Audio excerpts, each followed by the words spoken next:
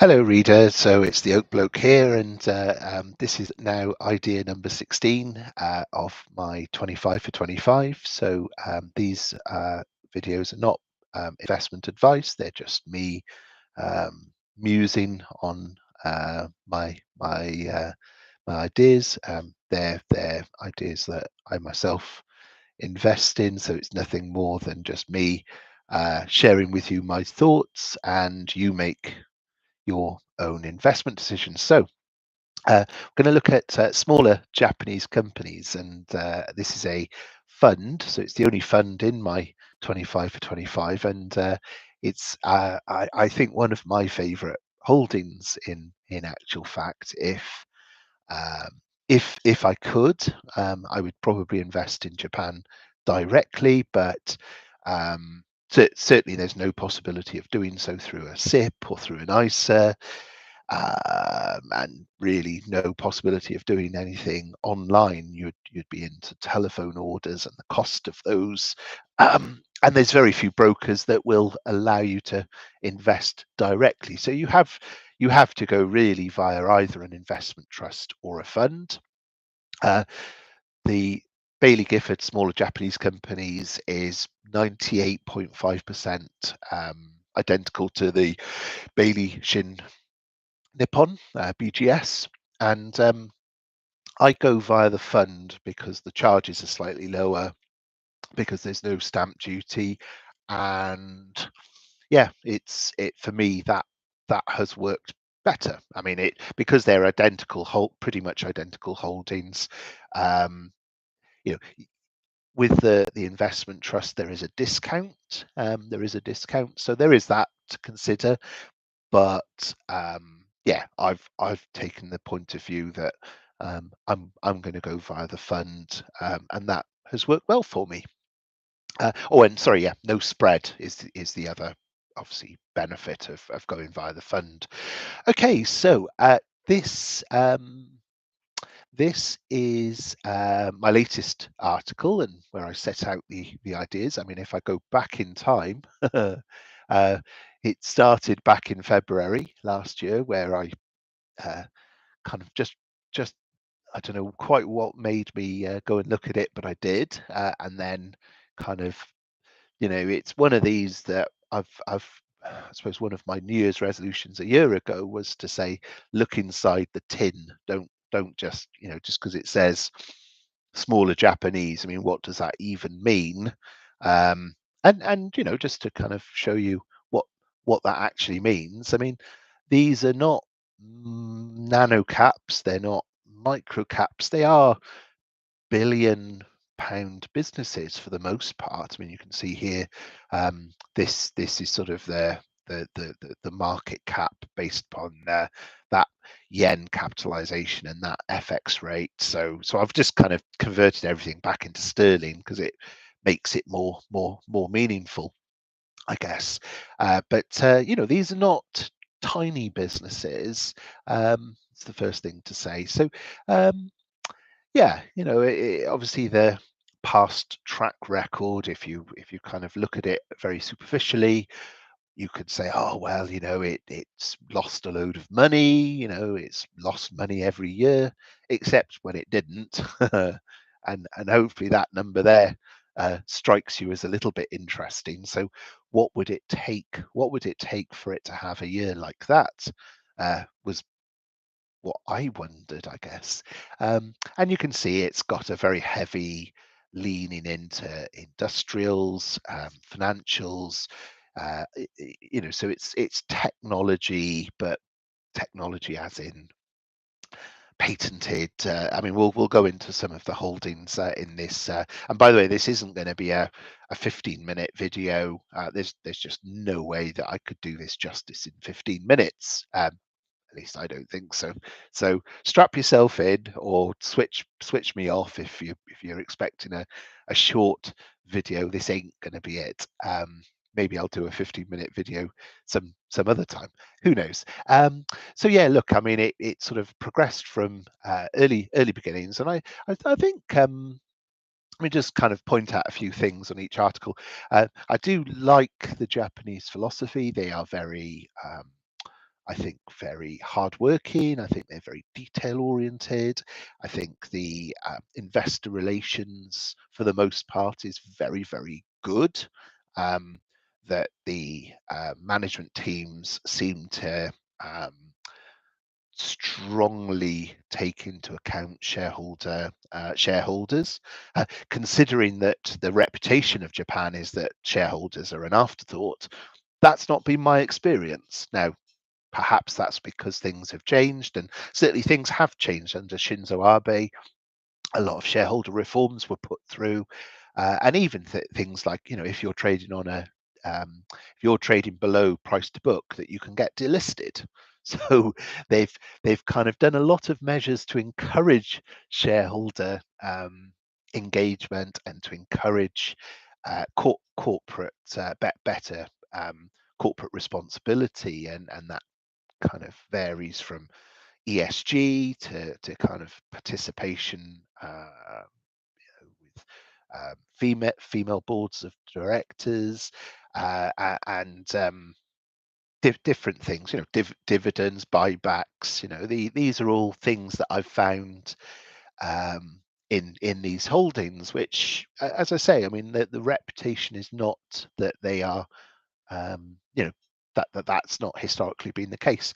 I read a book on Ikigai some years ago, so I just call that out. I'm not going to talk about it much more, but it's you can see here, one of the most profound books I ever read was this, and I think this kind of summarizes the passion I feel for Japanese investments, that that they kind of see the intersection of doing what you love, what you're good at, what the world needs, and what you can get paid for is the core of Ikigai. And what you love and what the world needs is your mission. What the world needs and what you can get paid for is your vocation. What you're good at and what you can be paid for is your profession. And then what you love and what you're good at is your passion. So perhaps Japan is my passion. Who knows? But yeah, I just like that philosophy. There's a lot of work that's, as I say, to break down barriers, to rid Japan of its bearish deflationary cycle. And I think there's a lot of evidence now that cycle has ended, and there's a new cycle that's on the cusp of beginning, that I believe in 2025 we'll see more evidence of that. That institutional investors are bullish about Japan, and I said this a year ago. That even Warren Buffett is investing into Japan. But I mean, just to kind of fast forward to today. So I published this article earlier today, which is just some musings, and part of it was just to call out that Schroders speak to overweight allocations to Japanese equities. Each of these markets look attractive in their own right, and help manage portfolio risk. So the 2025 outlook for Japan from most commentators appears positive. There was another one with HSBC. Despite outperforming most developed markets in EPS growth over the past decade, Japanese stocks trade at a significant discount relative to both US equities and global peers. Importantly, earnings growth remains the primary driver of returns, reflecting the structural improvements within Japanese companies. This means that the undervaluation, coupled with a lack of multiple expansion, presents not just an attractive entry point, but potential for re-rating.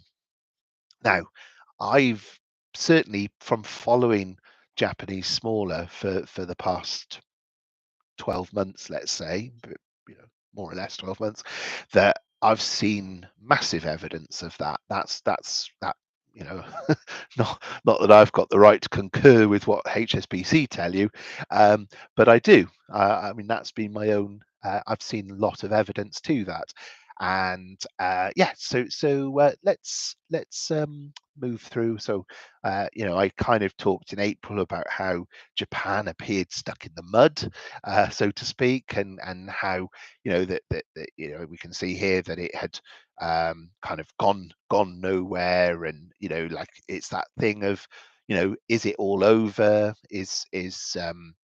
and then contrasting that with, well, no, when you actually look at the holdings, I mean, when you look at Nakanishi, for example, that year to year it's growing. It's three out of the four parts of its business are growing. This one particularly growing strongly, the dental chairs business. They were acquiring, they're internationalizing. They're acquiring. I think they acquired a US business, US dental chairs. So they're involved in, at the end of the day, healthcare and I heard a term called turkey teeth. Now I kind of thought, like birds don't have teeth, like rarer than a hen's tooth. So I for a long time was like, what the heck are turkey teeth? Anyway, somebody put me out of my ignorance and said, well, it's teeth that you get done in places like Turkey. So apparently, even if you get them done in, I don't know, Bulgaria, they're called turkey teeth. Didn't know that, but now I do. So I mean, when you go to places like Turkey to get your turkey teeth done, um, who, where do the Turks get their equipment from? Well, the answer is a large part of it is Nakanishi. So, if you've got knackered gnashers, then these guys are sort of all over this. So they're also expanding into China, was another growth market. So it's emerging markets where they're focusing their sales of their equipment, and they're um, global business, a global business that's very, very outward looking, basically looking to build out equipment that's good good price, but efficient. There's that that ikigai of, like, let's continually improve what we're doing, let's continually invest into research and development. A lot of evidence of that with Nakanishi's equipment and new products, and when you look at the for example, in Britain, that you've got 12 million people. I mean, that's like 1 in 5 that have got no dental cover. So where do they turn to when they've got large expense of sorting their teeth out? Well, a bit of medical tourism to Turkey is an option. I mean, if and I do know people that have gone on holiday to get their teeth done, and maybe you do too. So yeah, just this is sort of one example. OSG is another example. I'm going to run out of time talking through each one of these articles, so I'm not going to, but yeah, just sort of, there's a lot of holdings that are covered in each one of these articles. So it's, if you are if you are interested, then each one of them contains sort of different deep dives into the holdings, I guess you could say. Um, who who knew that flying squirrels were a big pet in Japan? But see them there.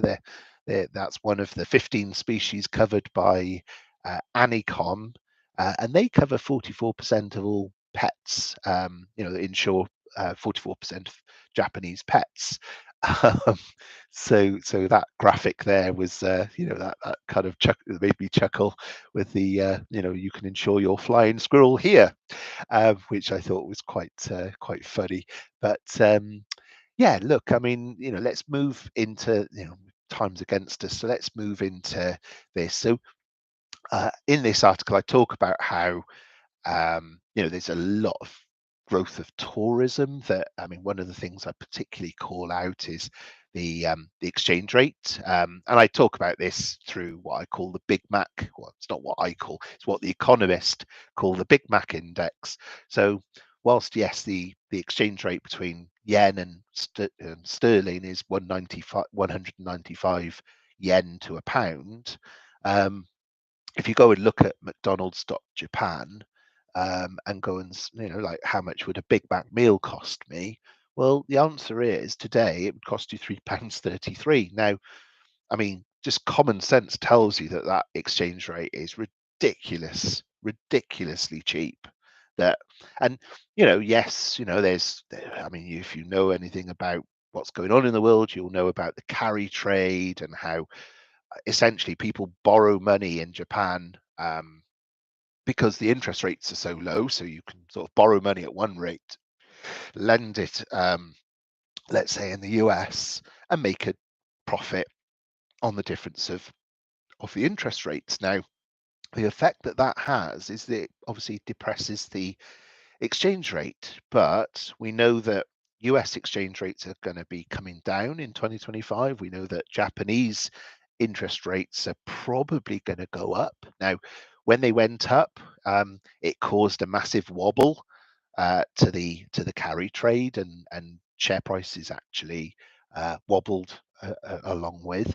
However, I mean, the fact that you can buy a Big Mac for £3.33 in British money is ridiculous, because you couldn't buy. I mean, if you went in a time machine and maybe went back 25 years and possibly more, actually probably more, um, a Big Mac in the UK would have cost you £3.33 back in the 1990s, and and possibly a little bit more than that in the 1990s.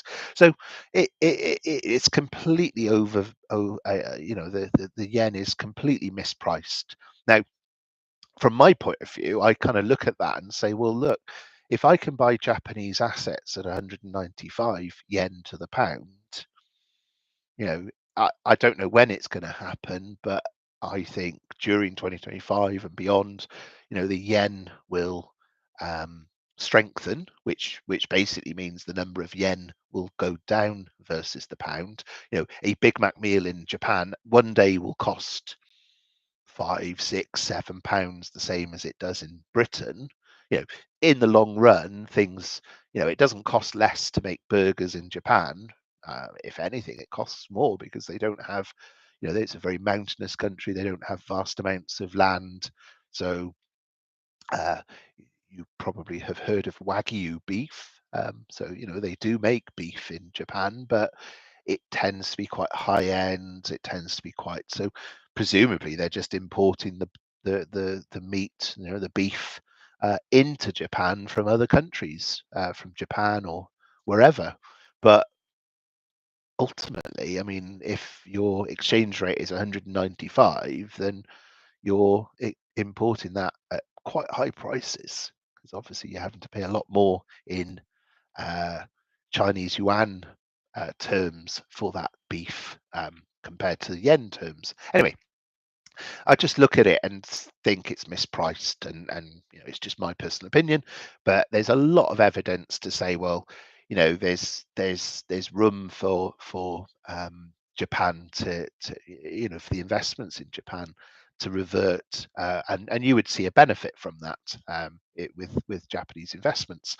So it's also the case that obviously China's been in the wars, and I have spent moments thinking, should I invest something into China, and sort of thought, no, I don't want to, um, or at least I feel nervous about investing into China because of the corporate governance and different things that but it is the second largest economy. So one of the thoughts I had was, well, how could I benefit from an improvement in China in 2025? And of course, one of the ways is through Japan.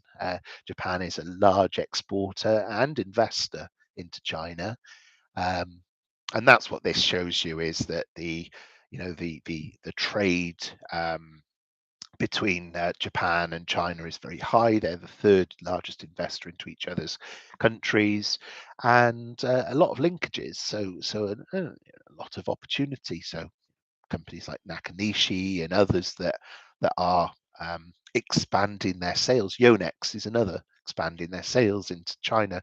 So that was part of my rationale as well. The Yeah, the as I say, the share price performance. I mean, we can see it here. This is BGS rather than the smaller Japanese, but it's sort of behaved in a similar way. If we just bring it up on screen, let's just bring up. Um, so this is charts and performance. So yeah, we can see, it looks lackluster. It doesn't, that's over 5 years. So it looks lackluster. It doesn't look great. But we can also see that there was, there are periods of time when it has performed amazingly. That it has really shot. So this obviously this is a slightly different time period because this obviously includes the crash of 2020 as well as the subsequent increase. So if we fast forwarded 3 months, this would be 60% like we saw on the other screen. So whilst on the face of it, it doesn't look like it's a good investment at all. I think there's reasons why those numbers don't tell you the whole story.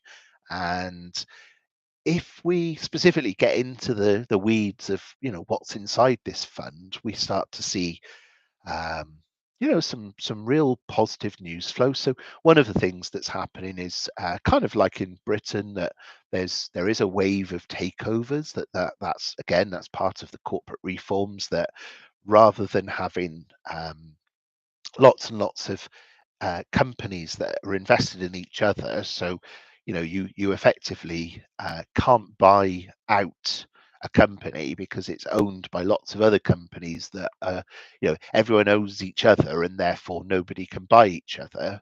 Because you effectively are blocking um, blocking that from happening, I guess you could say. Well, the Japanese government have said, look, enough of that. You cannot cross hold. You cannot just have cross holding. So they've really pushed back on that. And this is just one example. And this is one of the existing BGS holdings. Wealth Navi, Mitsubishi bought them for 660 million. So when I sort of ran the numbers, that equated to a 73% uplift, which um, at the last account, so this is I think this is the September accounts, the holding was 4.4 million. So there's a 3.2 million, which on the fund, which is 154 million, is about 2% of the fund that's once this closes. Obviously it happened in November, but it takes a number of months for it to finalize. So there's a 2% uplift in the bag, so to speak. So here's where I talk about the Big Mac. Yeah. And this is the double Big Mac, by the way. So let's push the boat out and go for 4 burgers, not what was it, two? I think it is on a Big Mac. So that 950 at 195 yen is about just over £4, which is just. I mean, you show me anywhere where you can buy that for £4 as a meal. I mean, that's just incredibly cheap. So anyway, I do talk about these 10 holdings. So these are the top 10. I talk about them in this article. So LifeNet shows really strong performance. This is taken from their investor relations award winning. So top rated for customer service in 2024, and for support in 2024. Kind of interesting that they are growing their policy holders really strongly. So you can see that this is sort of growing period to period. That policies in force. You can see some really good levels of growth period to period.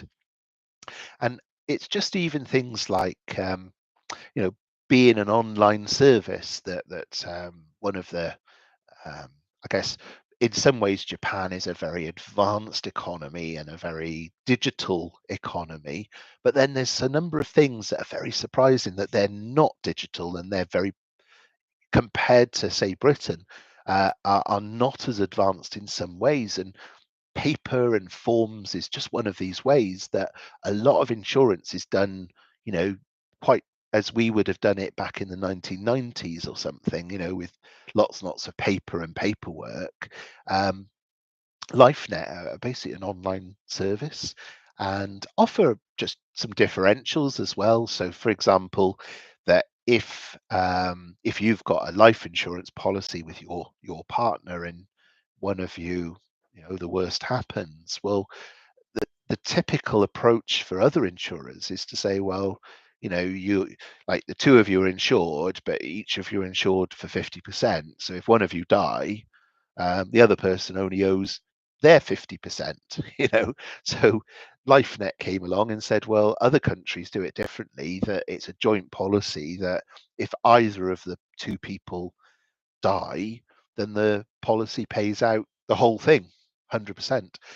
And just even things like that. And that's a real revolutionary type of insurance, which it sounds commonplace in Britain and probably is, but in Japan that's actually quite groundbreaking. So improved performance. And if we look at this is their largest holding, and we can see compared to the share price back a year, well, just over a year ago. So this is well, I say the 5th. I mean, it's obviously last Friday, the 3rd of January's share price 1832.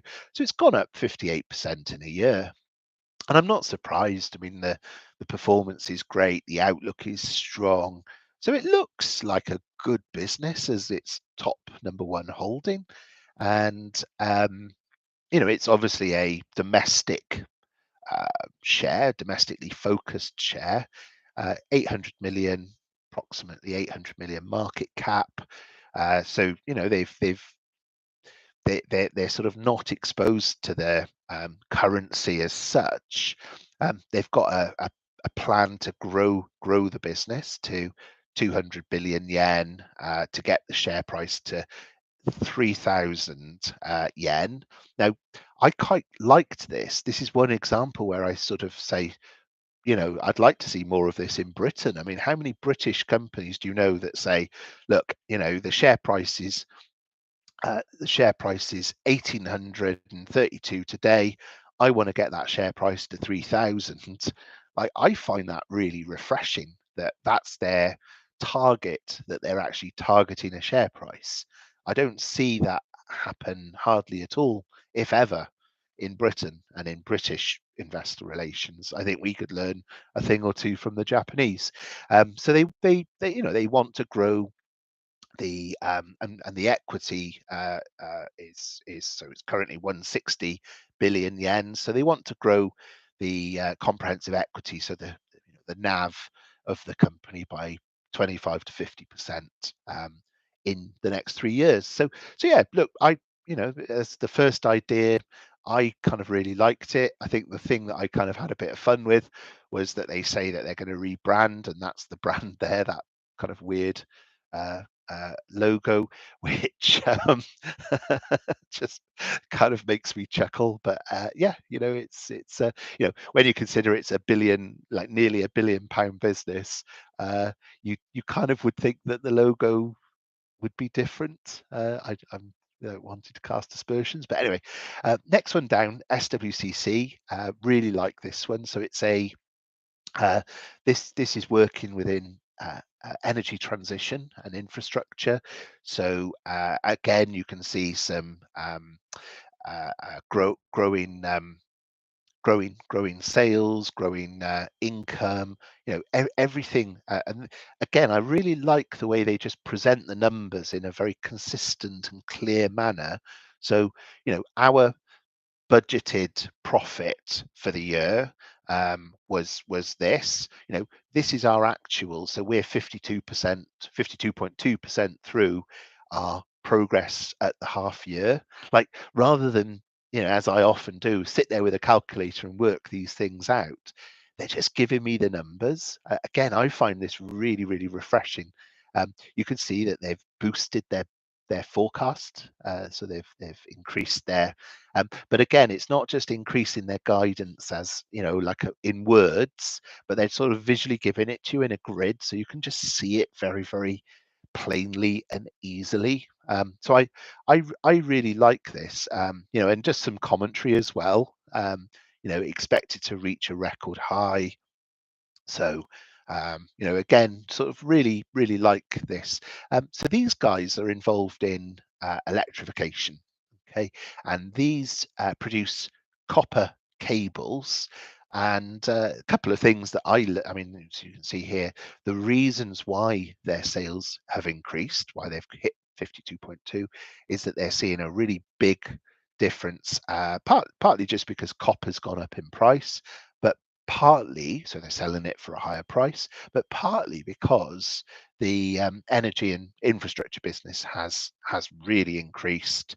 Whereas we can see, there's a slight decrease here on the components business. So the infrastructure side of it's the one that's kind of on fire, and we can see here that there's some cost negatives. Again, just seeing this waterfall just gives us some really, really easy visualizations as to why this share is doing well. This is kind of a little bit of what they do. So they are working within renewables. They're working within kind of cabling as part of just sort of buildings and infrastructure, so the cablings that connect things together, but also within motor vehicles. So they are working within electric vehicles. Okay, so obviously a growth area, as you can imagine, especially when you consider that China particularly is growing its EVs and is looking to dominate electric vehicles. So the fact that this is a key supplier into that market should tell you something. And again, some elements around some other industries as well. So I mean, I did a bit of comparison to. I like to do this to kind of, in my mind, I think, well, this kind of is like a Volex share, which is a British share. So, if you compare it to Volex, for example, well, how does it compare? So we can see here Volex, these are numbers as of, I think they're quite recent numbers actually. So, it trades on 2.5 times price to book and 11 times earnings. So SWCC trades on exactly the same price to earnings. But when Baillie Gifford started buying this, they were buying it back when it was priced at 6.7 times earnings. So, this has gone up 1.5 times, or the share price has more than doubled, 155% since last year. So, I mean, yes, it's the same price as Volex, but it's sort of, Volex wasn't 60% less a year ago, was it? And that gives you an idea of how much value there is in here. And also, I think the other thing I would call out generally around Japanese companies and it's the patents they hold. I mean, again, I sort of read about these patents and their intellectual property and how much work they put into driving out that IP, which makes me think that SWCC could do really well. So they have a product called Psycho Plus. Apologies if I'm mispronouncing that, or Psycho Plus, and this is all to do with connecting together cables. So essentially, where you have kind of, I don't know, let's say a wind turbine, that you'll have what's called a termination point. So where you sort of take the cable and then you've got the wind turbine, you've got to stick them together. Now, the sort of traditional way, or the conventional way of connecting them together, is that you use something called oil-filled connectors. And these oil-filled connectors can break. They're obviously messy. They're time-consuming.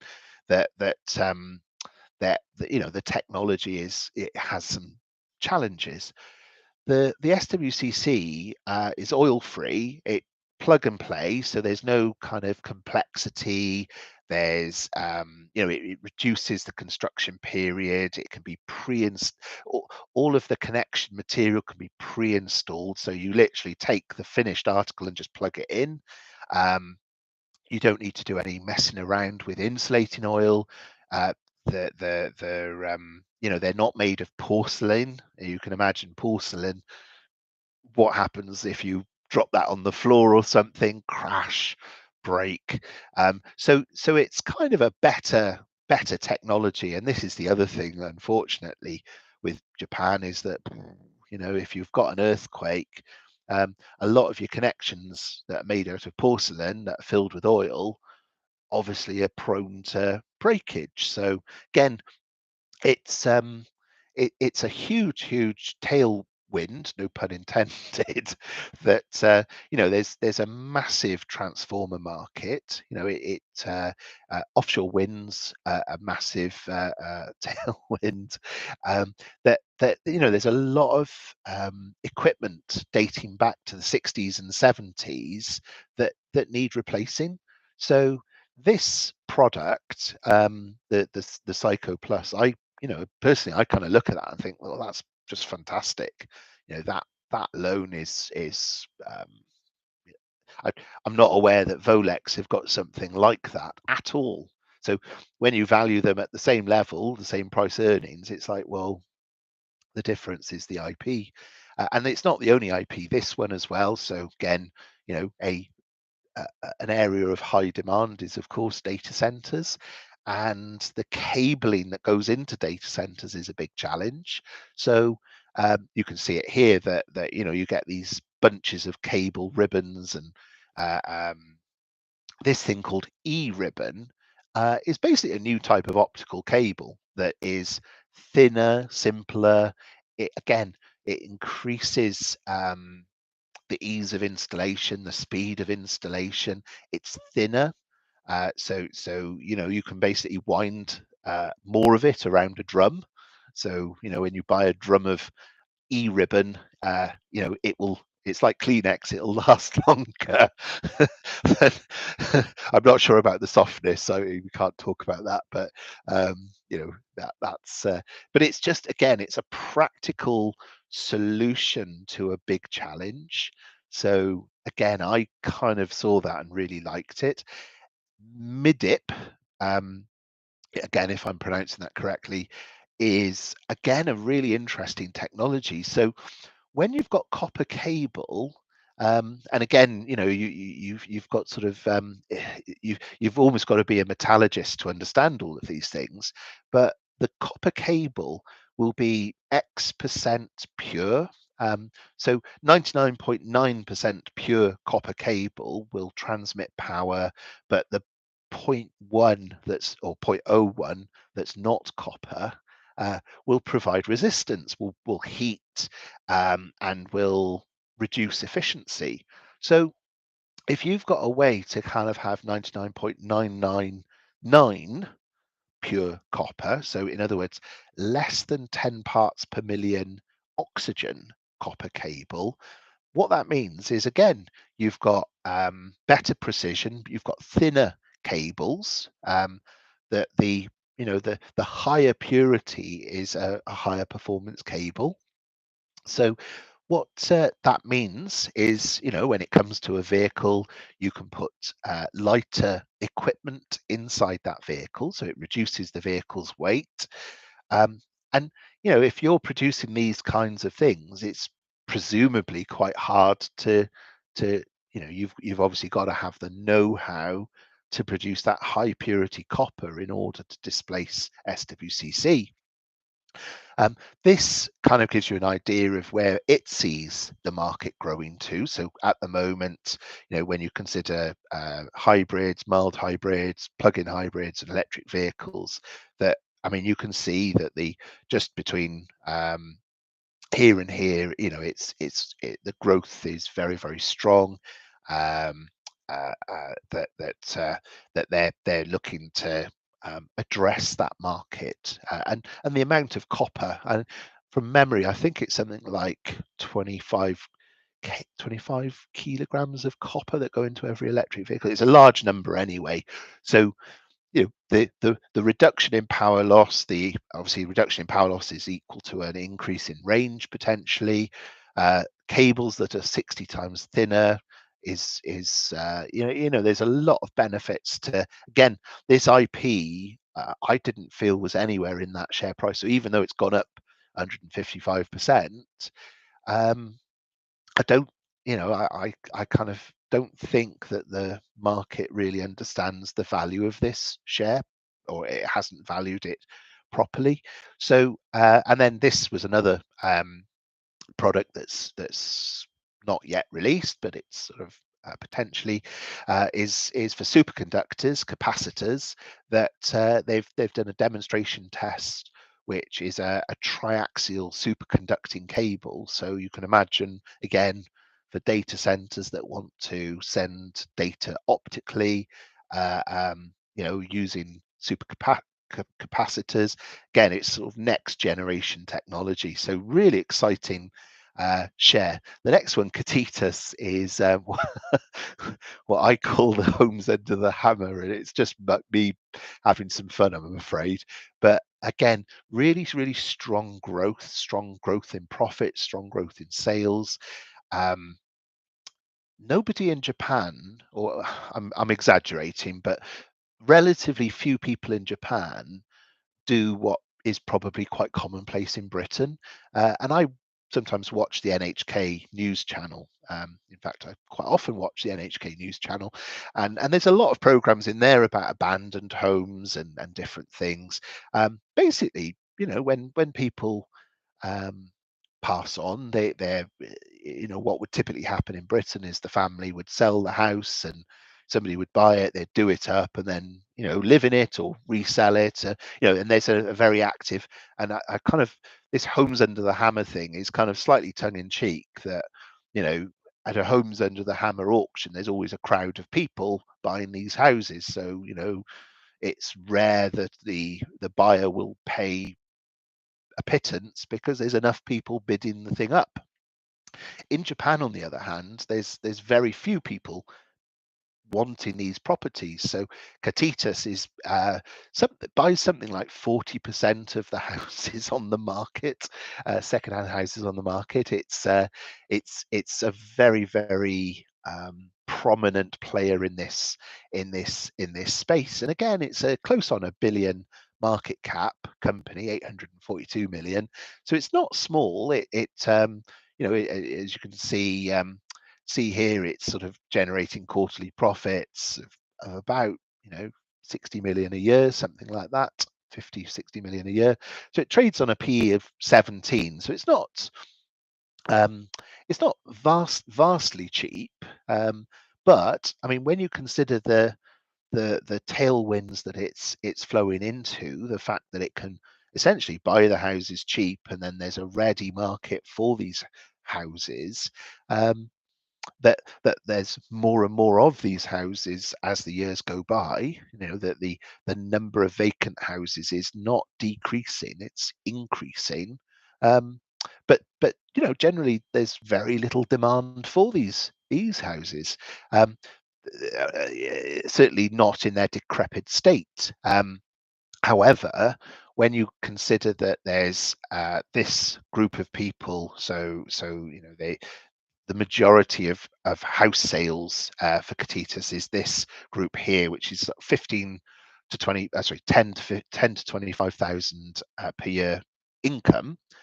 So low wage, low wage earners. So these ones here are 60,000 income and above per year. So there's kind of 38 houses versus 3,400 to the low income people. So they're selling the houses to low income people, but when you look at the this is sort of 10 million that make up that population, 10.7 million households.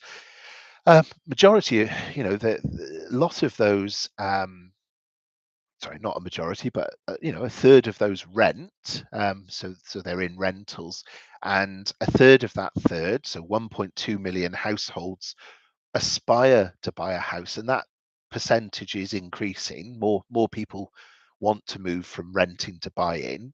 So the there's positives around that as well.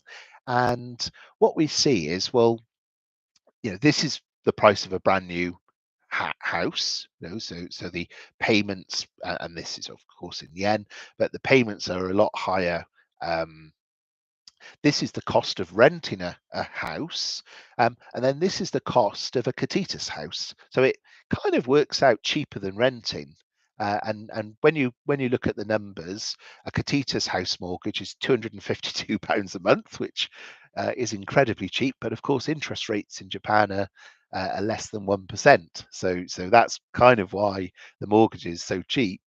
And then the new house here, this one kind of works out at 500 a month, which still seems incredibly cheap, but renting is 275 a month. So it sort of increases your or decreases your costs by, a few £100s a year to buy a Katitas house. Anyway, that's the people who kind of, as I say, there's not really a culture in Japan to kind of live in a everyone wants to live in a new house, or certainly historically aspired to do so. That it was the minority that would live in a pre-owned house. Only 1 in 20 people would the mindset towards ownership versus pre-owned. Only 1 in 20 aspired to live in a pre-owned house. Everyone else either didn't care, or majority, 70%, expected or wanted to live in a brand new house. Now that, as time has gone on, has reduced, but it's still, the majority of people, or a greater number of people, not the majority, but a greater number of people want to live in a new house, a new build, rather than an existing. But that is sort of changing. Mindsets are changing. So again, Katitas hasn't really gone anywhere in terms of share price, 6% change in the year, but I think it's again one of these that that they're selling into a tailwind and should continue to do well. Nifco is my next one, so this is now number 4. So this is dampers and hinges and again car parts. So these are pretty cheap. 11.2 price earnings 11.2 times. Share yield is nearly 2%, and it trades on 1.5 times its assets. Okay, so it kind of reminded me of TI Fluid Systems. Okay, so similar-ish. I believe TI Fluid Systems recently got bought out, so might be worth us quickly looking at that. Let's see, takeover. Yeah, so it's been bought out at £1 billion, and that's a 53% premium. So that's and obviously that's the British company TI Fluid Systems. So they're saying that they've been bought out at a 53% premium by whoever. So when I compared it to TI Fluid Systems, it was kind of similar-ish in terms of its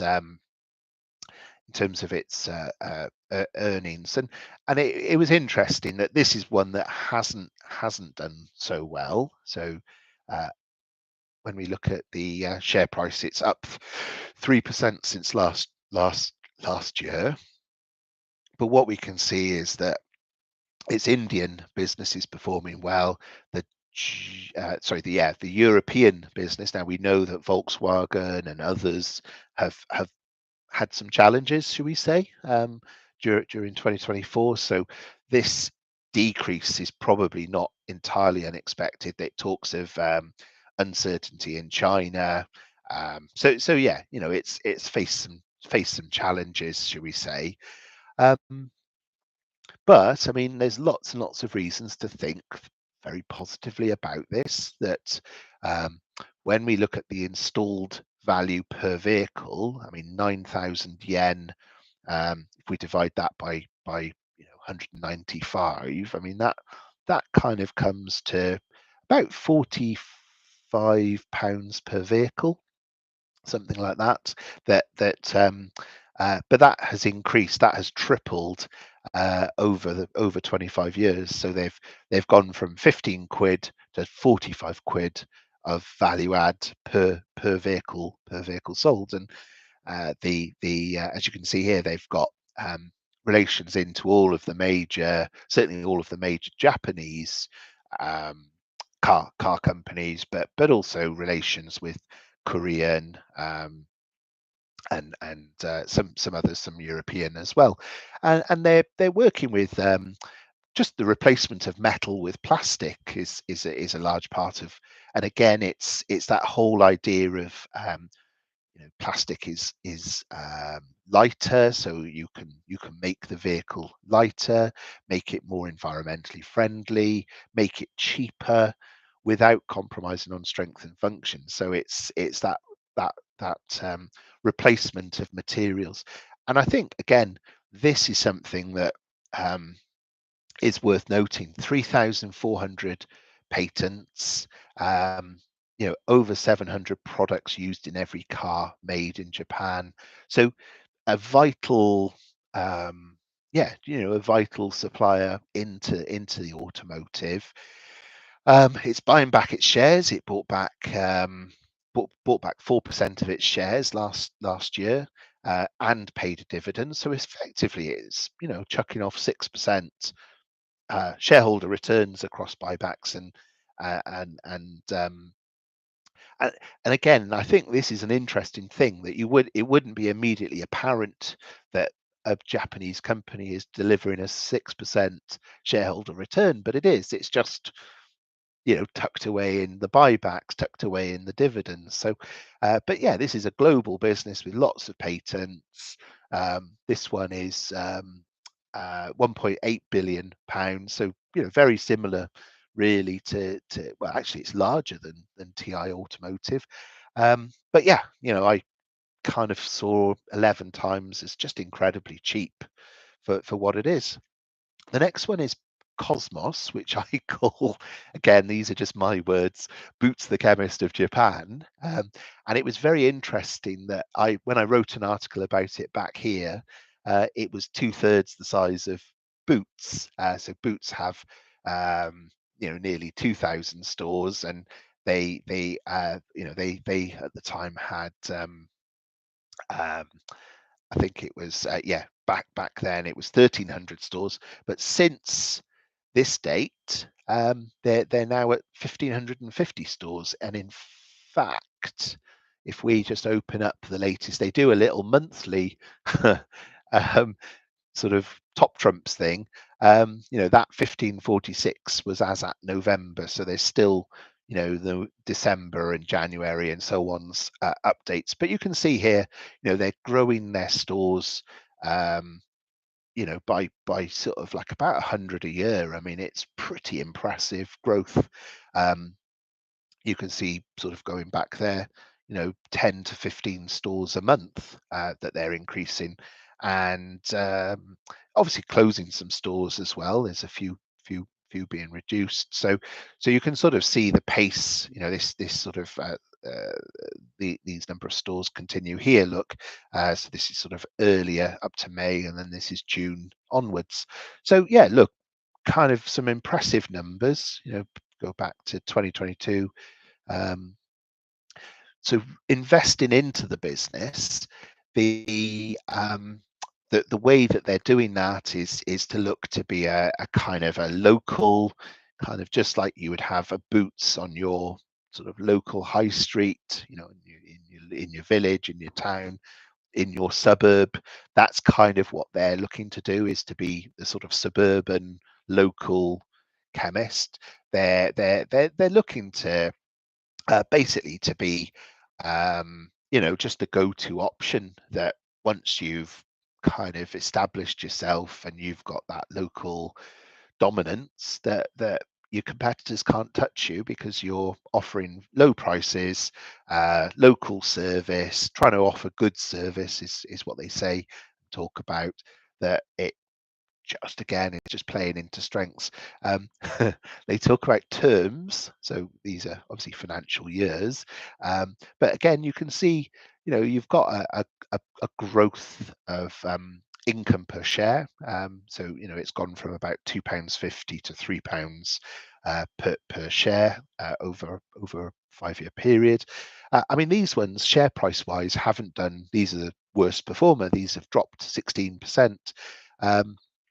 The market cap is actually this one's the biggest of the bunch. It's 2.8 billion, and its earnings 260. So it's on a PE of about 11. It yields 1% dividend. I mean, to obviously Boots is private. It's going to be IPO'd in 2025, so it'll be interesting to see what the read across is. But for me, I mean, a PE of 11 for a dominant retailer seems again pretty cheap. Pretty cheap. So yeah, I again, I think this is a decent decent holding. The next one, Yonex, is rackets, so badminton rackets, tennis rackets, growing strongly. The share price is up 62% in the past year, and it's not surprising. I mean, when I looked at this and I compared it to Amer Sports that own Wilson, which obviously is a dominant tennis racket. The valuation, I mean, you can buy Yonex for 18 times earnings, whereas Amer in America is 48 times earnings. So yeah, just I think for what it is, for the growth that you're getting, I mean, you can see the numbers here: 37% growth in operating profit, 23% in net profit.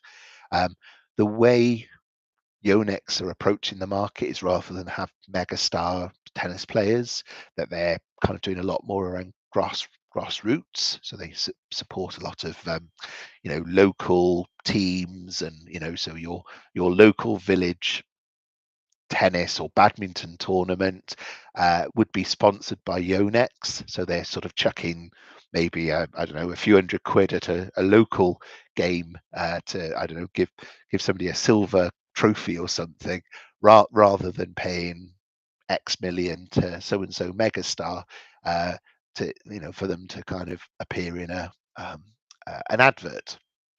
So different strategy, but I can sort of see how the Yonex strategy personally could work. That that person holding the silver cup aloft in your local club matters as much as some megastar that you're never going to meet.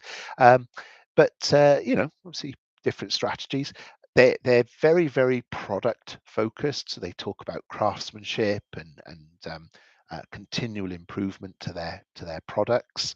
I think one of the interesting things was the increase in profit is because they're looking at driving this part here. The other, you can see the other is increased by 27.1, so far more than tennis, far more than badminton, far more than golf. And this other is like apparel and accessories. So that again, it's clever, so get get the people on board as customers and then cross sell to them is kind of the gist of that. I thought their sponsorship of the Chinese team, the Chinese badminton team who won the World Cup, I thought this was a great example of again, I believe a lot of the advertising for Amer is US centric, US focused. Obviously world championship type event focus. So the Paris event and the Wimbledon. That's where you'd probably see Emmaus Sports and Wilson sponsoring things, and maybe Yonex not sponsoring things. But this was an example where they sponsored the Chinese team and then sort of really celebrated their win, which it's a smart move. It's kind of like Aldi putting Union Jacks over their food and say, oh, buy British food from Aldi, which ultimately is a German company that's kind of co-opted the. And by the way, if you go over to Ireland, then everything's got the Irish tricolour on it, and so they just adapt into each market. And this is an example of one of their shops in Shanghai. Again, really, really top drawer stuff. Looking to sort of grow the tennis business. So they're dominant in badminton. They want to grow tennis. They're doing a lot of grassroots stuff to achieve that. Also, just sort of trying to scientifically win by sort of higher racket usage of tournaments, that kind of thing. So again, some interesting things. Moving to mega chips. Mega chips is as the name suggests, it's a semiconductor chip, but rather than having separate chips, their core competence is to build out multiple functions into a single chip to offer competitiveness. So image, sound, dynamic read, random access memory, and so on. It is quite dominant in gaming consoles. Okay, that's the majority of its business. It's looking to grow the ASIC. So ASIC being the other part to their business. So they're looking to grow that from about 30 million, in sterling terms, 30 million to 70 million. That would put it on a PE of 7. So the again, strong growth. This one has grown 38% year on year. It's a $500 million market cap, currently on 17 times earnings. But as I say, the this target 2028 target would put it on a PE of 7. So the ASIC and telecoms business is the interesting thing. Again, very, very strong patents. The lot of patents granted and further ones pending. That's another aspect to it. So I think the thing I took from this is earnings growing. Its core competence, that it's again, reduced weight and size of having everything on one chip rather than separate chips is where that and the growing part of the business, the ASIC, is artificial intelligence, robotics, and Internet of Things. So again, you're buying into. I mean, people are getting giddy and funny about buying AI stocks at silly multiples. Well, this is an AI stock. This is a robotic stock. This is an Internet of Things stock, and you're buying it at 17 times, where the forecast PE is going to drop to 7. I mean, it's incredibly cheap on that basis, I think, if they can achieve that growth that they hope to. Obviously, nothing's guaranteed. Anyway, moving on. Geol. This again is a really I kind of took this to be they talk about Yokogushi, which is synergy for development, and they focus in on microscopes. So they're working on miniaturization of electronic semiconductors for electron microscopes. So it's electron microscopes specifically, and they're sort of working on not just the actual microscope itself, but the software that then runs alongside that microscope. So again, it's an AI play in the sense that they're working with a very nice margin, but looking to differentiate what they do through software. So they big exporter, presence all around the world. Giol is a 1.5 billion market cap. Earnings is strong, 120, so it's on a 12.5 price, and its share price has actually gone down over the past year. I'd say, the sort of performance isn't terrible, but yeah, certainly when you compare it to, for example, Judges Scientific.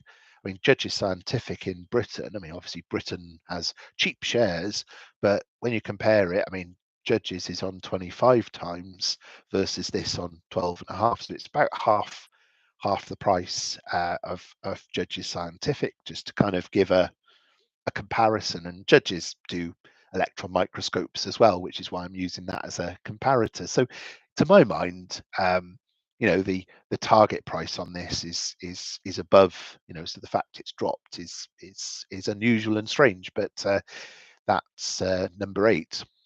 Number 9 is a music organizer, so concerts, pop artist labels, lots of things around this, anime as well. So it ranges from, the likes of a Taylor Swift concert through to kind of, probably possibly an artist you've never heard of. So some niche stuff.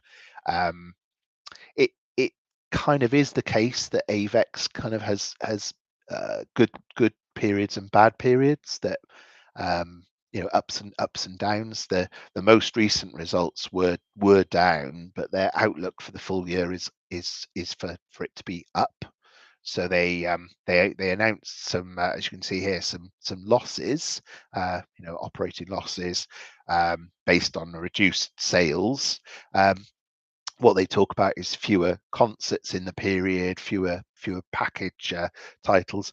Their anime business is improving, but what they say is their guidance is to profit of that, which is 23 million, which would put it on a PE of 15 to the year to March. So this one has actually is not down for the year. It's a 350 million market cap, and again, it's one of these that it's not a sort of share that I would normally look to follow. It's not really my thing, but when I saw that they've got a decent dividend, they're buying back shares. Now, when you look at this and you kind of go, well, hang on a minute, they're buying back 6%, 6.6% of their shares and giving this dividend.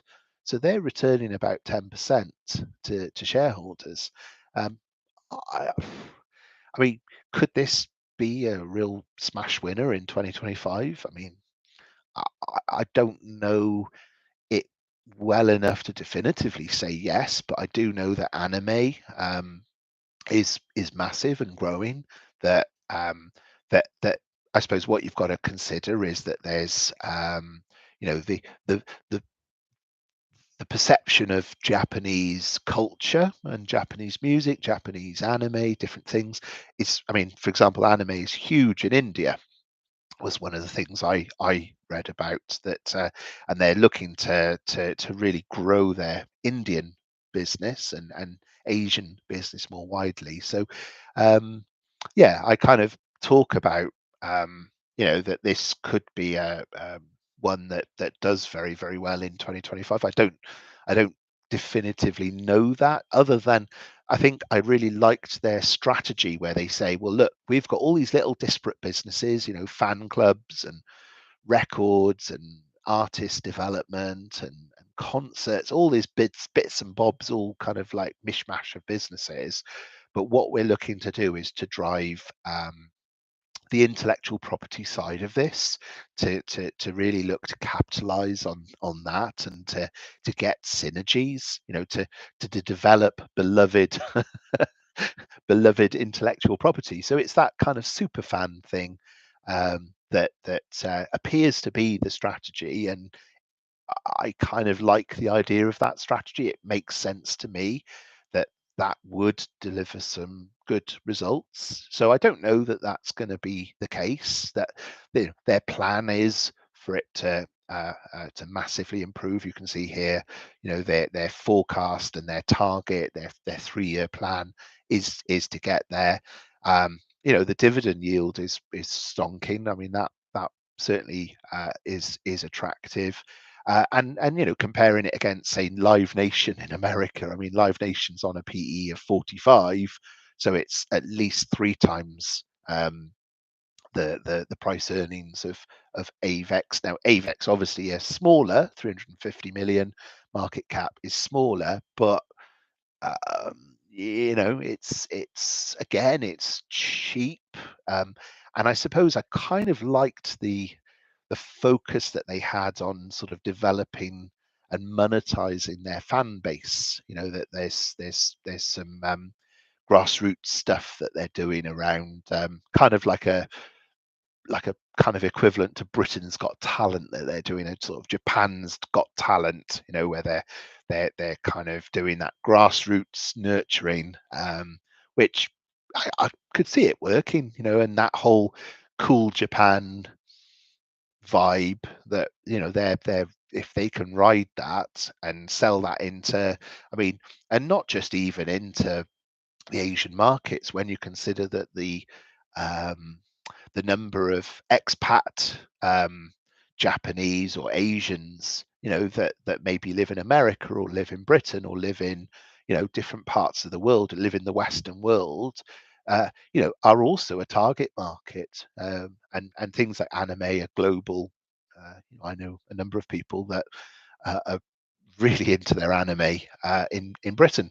Last one, you'll be pleased to hear, because this is now 1 hour and 10 minutes. So, as I said, there's no way I was going to cover all of these in 15 minutes. Raxul is the last one. So this is a kind of like, I called it a moon pig slash kind of sage slash kind of I'm trying to think what the other one was, but a sort of like an e-commerce slash email marketing business. So their historical business is printing. And as I said earlier on, the Japanese love their paper and love their printed forms. So that's still a big business. I mean, in Britain, I think printing businesses have really declined. I mean, obviously, niche plays, well, I say niche, I mean, Moonpig's a FTSE 250. Obviously, Moonpig's done very well. But generally, printing and printed material is kind of not what it was 20, 30 years ago, but it is still big in Japan.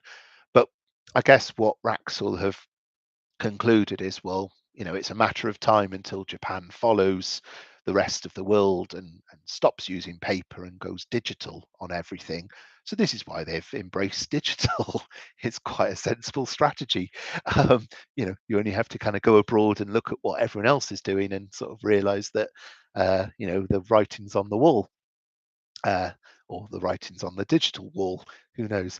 So anyway, it's they've got a sort of, this is a SaaS business in the sense that they've got some finance software that they've built. I mean, is it kind of on a par with the likes of QuickBooks or Sage, or possibly not, but they've started along that journey of SaaS software. And again, it's this kind of idea of a cross-sell upsell, that they again, this one is, just quickly look at it, it's a 360 million market cap. It grew 5% in the last year.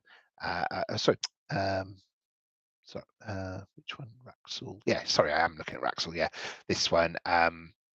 So it's on a PE of 35, so it's not cheap. This is actually the most expensive, but still has gone up 5%. I think it's just one of these that the Japanese themselves, it's like a household name. It's kind of like, well, you come up with your own. I mean, let's use the household name Moonpig, which presumably a lot of people know about. And but you can see here, again, they're looking to grow revenue, grow profits, and maybe that's why it's on a large price earnings, is that there's an anticipation of profits growth from its investors, perhaps. Anyway, it's something that, by kind of again, taking the synergies of the transactions, which is the print business, the e-commerce business, adding in a finance software system, so selling in a finance accounting software system for all of its customers, and other software like e-commerce. So there's that sort of growing gross merchantable value per customer, and they're sort of building out this strategy with lots and lots of little products, and these are sort of a mixture of acquisitions and organic growth. And you can see there's sort of subsequential rollout, current business domains. So this is kind of where their strength is. So they sort of do website design as well. I perhaps didn't mention that, as well as deliver marketing services, as well as the print business. And the print business is novelty items. And so if you wanted, I don't know, a Mount Fuji calendar 2025, 12 pictures of Mount Fuji for each month of the year, you can get that sort of thing from them. Anyway, core competencies around this, I guess, is the cross-sell, upsell of its products and services into the same set of customers. 2.7 million user base, so obviously quite for a 360 million market cap business, that's obviously a large number. They've got some blue chip names, as you can see there. You probably recognize some of these that are sort of familiar in the UK as well. And this was I suppose the comparison that I made, is that the forecast EBITDA is due to drop down, and so on that basis, then comparing it to, I appreciate these are sort of potentially much larger businesses, but the comparison to the three of those isn't entirely alien. So and I suppose it's this 30% growth, if it can do it, that makes it attractive. So you've put up with me for an hour and 15 minutes, and hopefully you feel that there was a lot to say and it was worth me saying it. So to conclude, the 5-year performance, well, certainly the last 4 years performance is atrocious if you superficially look at the percentage return, but I feel that this could do very, very well. I mean, certainly when you look at every one of the top 10, and even if we went below the top 10, I mean, I sort of briefly talked about Anicom, the insurance, and this Nakanishi, the teeth. They've dropped. They're sort of in there as well.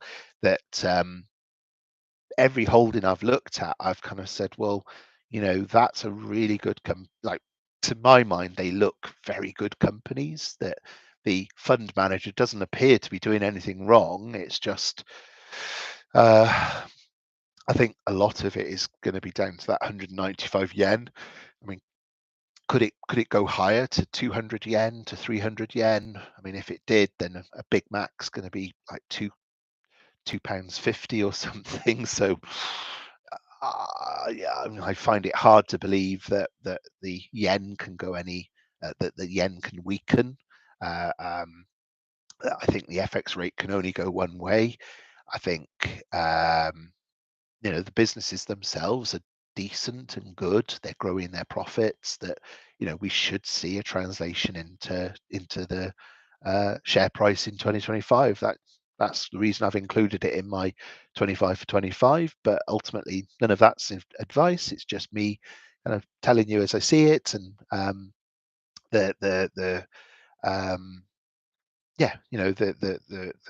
I'll continue to sort of look at this during 2025, and more updates to follow. All right, cheerio for now, and thanks for watching. And this is on the oakblokesubstack.com. If you want to read further about them, then there's that and all the other articles. So cheerio for now.